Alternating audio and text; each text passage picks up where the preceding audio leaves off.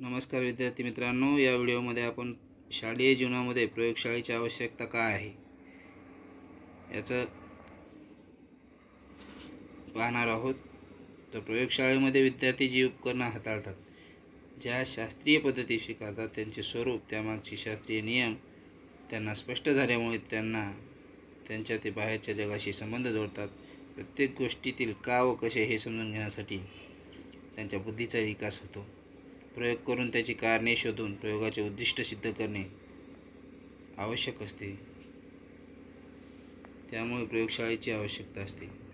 विद्यार्थ्यांनी स्वतः केलेल्या प्रयोगसिद्धीमुळे त्यांना विज्ञानाची आवड निर्माण होते। त्यांच्यामध्ये वैज्ञानिक संशोधनाबद्दल जिज्ञासा वाढते।